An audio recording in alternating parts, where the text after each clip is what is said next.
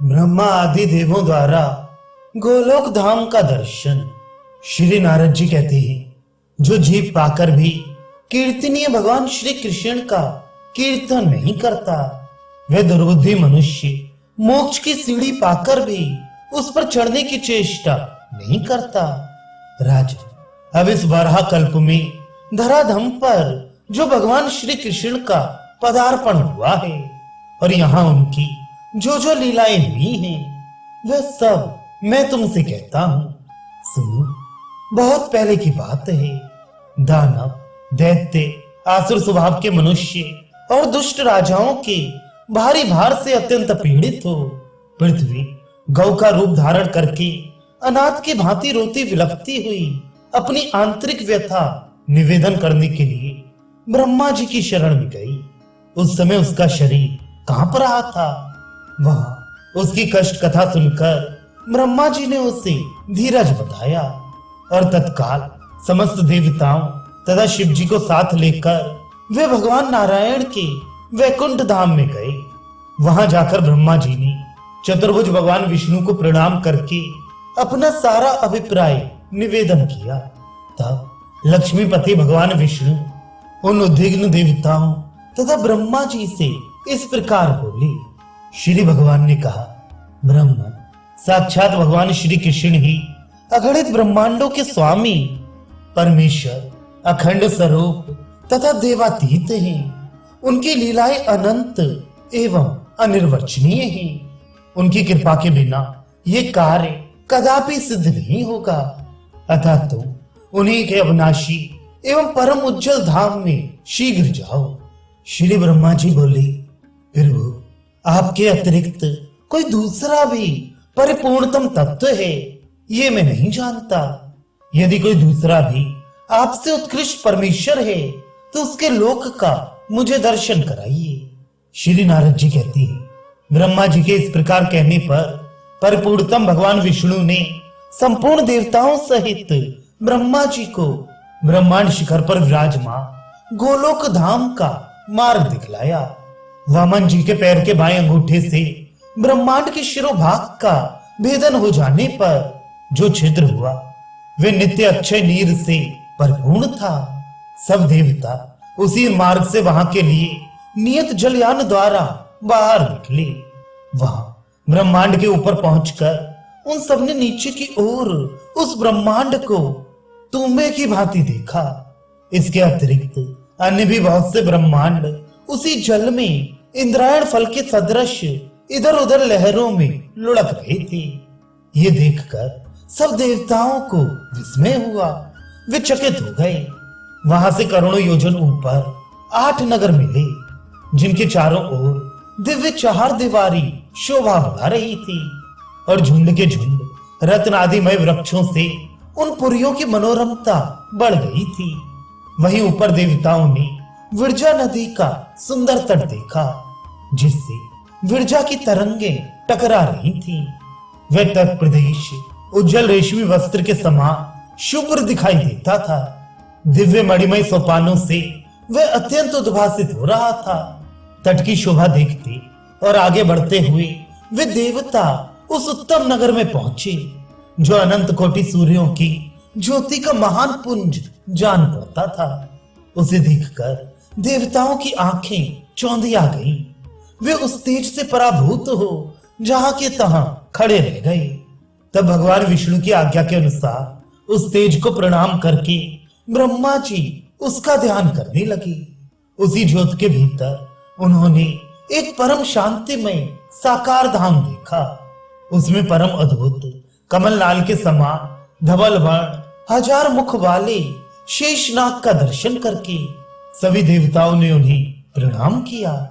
राजन, उन शेषनाग की गोद में महान आलोकमय लोक वंदित गोलोक धाम का दर्शन हुआ, जहां धामाभिमानी देवताओं के ईश्वर तथा गणनाशीलों में प्रधान काल का भी कोई वश नहीं चलता।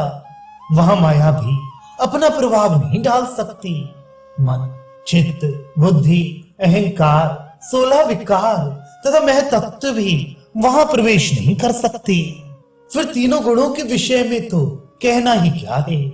वहां कामदेव के समान मनोहर रूप लावण्य शालिनी श्याम सुंदर विग्रह श्री कृष्ण पार्षदा द्वारपाल का कार्य करती थी। देवताओं को द्वार के भीतर जाने के लिए उद्यत देख उन्होंने मना किया। तब देवता बोली, हम सभी ब्रह्मा विष्णु शंकर नाम के लोकपाल और इंद्र आदि देवता हैं, भगवान श्री कृष्ण के दर्शनार्थ यहाँ आए हैं। श्री नारद जी कहते हैं, देवताओं की बात सुनकर उन सखियों ने जो श्री कृष्ण की द्वारपालिकाएं थी अंतःपुर में जाकर देवताओं की बात कह सुनाई। तब एक सखी जो शतचंद्रानना नाम से विख्यात थी, जिसके वस्त्र पीले थे और जो हाथ में बेत की छड़ी लिए थी, बाहर आई और उनसे उनका अभीष्ट प्रयोजन पूछा। शतचंद्रानना बोली, यहाँ पधारे हुए आप सब देवता किस ब्रह्मांड के निवासी हैं, ये शीघ्र बताइए। तब मैं भगवान श्री कृष्ण को सूचित करने के लिए उनके पास जाऊंगी। देवताओं ने कहा, आओ, ये तो बड़े आश्चर्य की बात है कि अन्य ब्रह्मांड भी हैं, हमने तो उन्हें कभी नहीं देखा। शुभे, हम तो यही जानते हैं कि एक ही ब्रह्मांड है, इसके अतिरिक्त दूसरा कोई है ही नहीं। शतचंद्रानना बोली, ब्रह्मदेव, यहाँ तो विरजा नदी में करोड़ों ब्रह्मांड इधर उधर लुढ़क रहे हैं, उनमें भी आप जैसे ही पृथक पृथक देवता वास करते हैं। अरे, क्या आप लोग अपना नाम गांव तक नहीं जानते? जान पड़ता है कभी यहाँ आए नहीं हैं, अपनी थोड़ी सी ही जानकारी में ही हर्ष से फूल उठे हैं। जान पड़ता है कभी घर से बाहर निकले ही नहीं, जैसे गुलर के फलों में रहने वाले कीड़े जिस फल में रहते हैं उसके सिवा दूसरे को नहीं जानते, उसी प्रकार आप जैसे साधारण जन जिसमें उत्पन्न होते हैं एकमात्र उसी को ब्रह्मांड समझते हैं। श्री नारद जी कहते हैं, राजन, इस प्रकार उपहास के पात्र बने हुए सब देवता चुपचाप खड़े रहे, कुछ बोल ना सके। उन्हें चकित से देखकर भगवान विष्णु ने कहा। श्री विष्णु बोले, जिस ब्रह्मांड में भगवान प्रश्नि गर्भ का सनातन अवतार हुआ है तथा त्रिविक्रम विराट रूपधारी वामन के नख से जिस ब्रह्मांड में विवर बन गया है, वहीं हम निवास करते हैं। श्री नारद जी कहते हैं, भगवान विष्णु की यह बात सुनकर शतचंद्रानना ने उनकी भूरि भूरि प्रशंसा की और स्वयं भीतर चली गई। फिर शीघ्र ही आई और सबको अंतःपुर में पधारने की आज्ञा देकर वापस चली गई। तदनंतर संपूर्ण देवताओं ने परम सुंदर धाम गोलोक का दर्शन किया। वहां गोवर्धन नामक गिरिराज शोभा पा रहे थे। गिरिराज का वह प्रदेश उस समय वसंत का उत्सव मनाने वाली गोपियों और गौओं के समूह से घिरा था। कल्प वृक्ष तथा कल्प लताओं के समुदाय से सुशोभित था और रास मंडल उसे अलंकृत कर रहा था। वहां श्याम वर्ण वाली उत्तम यमुना नदी स्वच्छंद गति से बह रही है। तट पर बने हुए करोड़ों प्रासाद उसकी शोभा बढ़ाते हैं तथा उस नदी में उतरने के लिए वैदुर्य मणि की सुंदर सीढ़ियां बनी हुई हैं। वहां दिव्य वृक्षों और लताओं से भरा हुआ वृंदावन अत्यंत शोभा पा रहा है। भांति भांति के विचित्र पक्षियों, भ्रमरों तथा वंशी वट के कारण वहां की सुषमा और बढ़ रही है।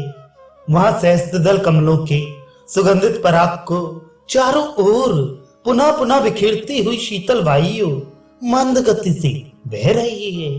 वृंदावन के मध्य भाग में 32 वनों से युक्त एक निज निकुंज है। 4 दीवारियां और खाइयां उसे सुशोभित कर रही हैं। उसके आंगन का भाग लाल वर्ण वाले अक्षय वटों से अलंकृत है। पद्म राग आदि 7 प्रकार की मणियों से बनी दीवारें तथा आंगन के फर्श बड़ी शोभा पाती है। करोड़ चंद्रमाओं के मंडल की छवि धारण करने वाले चंदोवे उसे अलंकृत कर रहे हैं तथा उसमें चमकीले गोले लटक रहे हैं। फहराती हुई दिव्य पताकाएं एवं खिले हुए फूल मंदिरों एवं मार्गों की शोभा बढ़ाते हैं। वहां भ्रमरों के गुंजारव संगीत की सृष्टि करते हैं तथा मत्त मयूरों और कोकिलों के कलरव सदा श्रवण गोचर होते हैं।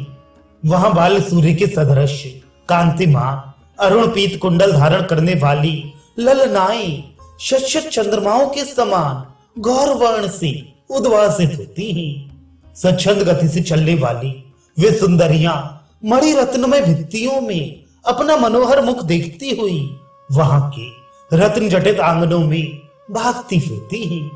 उनके गले में हार और बाहों में केयूर शोभा देते हैं। नुपुर तथा करधनी की मधुर झनकार वहां गूंजती रहती है। वे गोपांगनाएं मस्तक पर चूड़ामणि धारण किए रहती हैं। वहां द्वार द्वार पर कोटि कोटि मनोहर गौओं के दर्शन होते हैं। वे गौएं दिव्य आभूषणों से विभूषित हैं और श्वेत पर्वत के समान प्रतीत होती हैं। सबकी सब दूध देने वाली तथा नई अवस्था की हैं। सुशीला, सुरुचा तथा सद्गुणवती हैं। सभी सवस्सा और पीली पूंछ की हैं। ऐसी भव्य रूप वाली गौएं वहां सब ओर विचर रही हैं। उनके घंटों तथा मंजीरों से मधुर ध्वनि होती रहती है। किंकड़ी जालों से विभूषित उन गौओं के सींगों में सोना मढ़ा गया है। वे स्वर्ण तुल्य हार एवं मालाएं धारण करती हैं। उनके अंगों से प्रभा छिटकती रहती है। सभी गौएं भिन्न भिन्न रंग वाली हैं। कोई उजली, कोई काली, कोई पीली, कोई लाल, कोई हरी, कोई तांबे के रंग की और कोई चितकबरे रंग की है। किन्हीं किन्हीं का वर्ण धुएं जैसा है। बहुत सी कोयल के समान रंग वाली हैं। दूध देने में समुद्र की तुलना करने वाली उन गायों के शरीर पर तरुणियों के कर चिन्ह शोभित हैं। अर्थात युवतियों के हाथों के रंगीन छापे दिए गए हैं। हिरण के समान छलांग भरने वाले बछड़ों से उनकी अधिक शोभा बढ़ गई है। गायों के झुंड में विशाल शरीर वाले सांड भी इधर उधर घूम रहे हैं। उनकी लंबी गर्दन और बड़े बड़े सींग हैं। उन सांडों को साक्षात धर्म धुरंधर कहा जाता है। गौओं की रक्षा करने वाली चरवाहे भी अनेक हैं। उनमें से कुछ तो हाथ में बेत की छड़ी लिए हुए हैं और दूसरों के हाथों में सुंदर बांसुरी शोभा पाती है। उन सबके शरीर का रंग श्यामल है। वे भगवान श्री कृष्ण चंद्र की लीलाएं ऐसी मधुर स्वरों में गाते हैं कि उसे सुनकर कामदेव भी मोहित हो जाता है। इस दिव्य निज निकुंज को संपूर्ण देवताओं ने प्रणाम किया और भीतर चले गए। वहां उन्हें 1000 दल वाला एक बहुत बड़ा कमल दिखाई पड़ा। वह ऐसा सुशोभित था मानो प्रकाश का पुंज हो। उसके ऊपर एक 16 दल का कमल है तथा उसके ऊपर भी एक 8 दल वाला कमल है। उसके ऊपर चमचमाता हुआ एक ऊंचा सिंहासन है। 3 सीढ़ियों से संपन्न वह परम दिव्य सिंहासन कौस्तुभ मणियों से जटित होकर अनुपम शोभा पाता है। उसी पर भगवान श्री कृष्ण चंद्र श्री राधिका जी के साथ विराजमान हैं। ऐसी झांकी उन समस्त देवताओं को मिली। वे युगल रूप भगवान मोहिनी आदि 8 दिव्य सखियों से समन्वित तथा श्री दामा प्रवृत्ति 8 गोपालों के द्वारा सेवित हैं। उनके ऊपर हंस के समान सफेद रंग वाले पंखे झले जा रहे हैं। भगवान की सेवा में करोड़ों ऐसे छत्र प्रस्तुत हैं जो कोटि चंद्रमाओं की प्रभा से तुलित हो सकते हैं। भगवान श्री कृष्ण के वाम भाग में विराजित श्री राधिका जी से उनकी बाईं भुजा सुशोभित है। भगवान ने स्वेच्छा पूर्वक अपने दाहिने पैर को टेढ़ा कर रखा है। वे हाथ में बांसुरी धारण किए हुए हैं। उन्होंने मनोहर मुस्कान से भरे मुखमंडल और भ्रुकुटी विलास से अनेक कामदेवों को मोहित कर रखा है। उन श्री हरि की मेघ के समान श्यामल कांति है। कमल दल की भांति बड़ी विशाल उनकी आंखें हैं। घुटनों तक लंबी बड़ी भुजाओं वाले वे प्रभु अत्यंत पीले वस्त्र पहने हुए हैं। भगवान गले में सुंदर वनमाला धारण किए हुए हैं जिस पर वृंदावन में विचरण करने वाले मतवाले भ्रमरों की गुंजार हो रही है। पैरों में घुंघरू और हाथों में कंगन की छटा छिटका रही है। अति सुंदर मुस्कान मन को मोहित कर रही है। श्री वत्स का चिन्ह, बहुमूल्य रत्नों से बने हुए किरीट, कुंडल, बाजूबंद और हार यथा स्थान भगवान की शोभा बढ़ा रहे हैं। भगवान श्री कृष्ण की ऐसे दिव्य दर्शन प्राप्त कर संपूर्ण देवता आनंद के समुद्र में गोता खाने लगे। अत्यंत हर्ष के कारण उनकी आंखों से आंसुओं की धारा बह चली। तब संपूर्ण देवताओं ने हाथ जोड़कर विनीत भाव से उन परम पुरुष श्री कृष्ण चंद्र को प्रणाम किया।